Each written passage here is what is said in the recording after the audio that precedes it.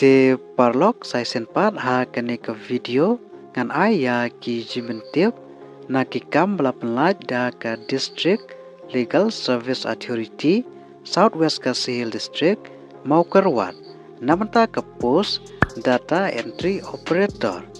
Te Paralok sapet ya kane ke video haduh bandakut bapniu ya ki detail ba kham bñiah.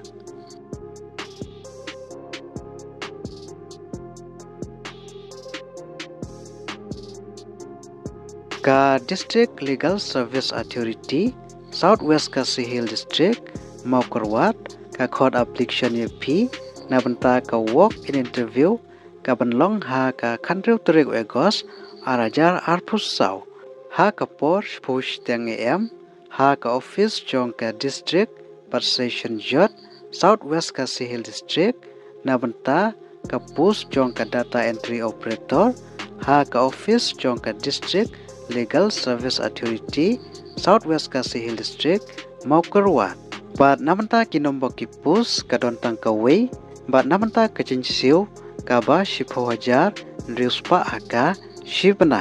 Bat namanta ki kedan pule ki shim ki bala pendep ya ka class 12 pass na kano ka recognize university. Lengba ka diploma ha ka computer application ka batai ka DCA. Na kano ka register institution. Bat pidiru bandon ya ka working knowledge ha ki computer software kum ki MS Office internet bat kiwi de. Bat kane ka post ka hab ha ka contractual basis ka ba shisnem. Bat kidengla aban extend kat kum ka performance ka jong pi.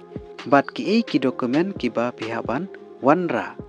Ka standard application form bat ki dokumen beronkam bat kum juru arteli kadur passport size. Bat ka registration kandai ha ka 𝗏𝗏𝗃𝗏𝗃 haduh 𝗂𝗶𝘁𝗁 haduh 𝗂𝗶𝗏𝗵.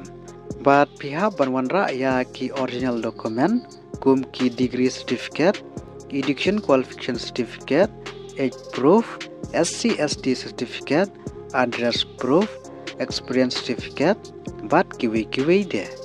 Te Paralok ha kane ke video tang kini jimentip bat ada pidon kino ki pat ki 𝗃𝗀𝗵𝗵𝗹𝗆 ban komen ha kane ka video.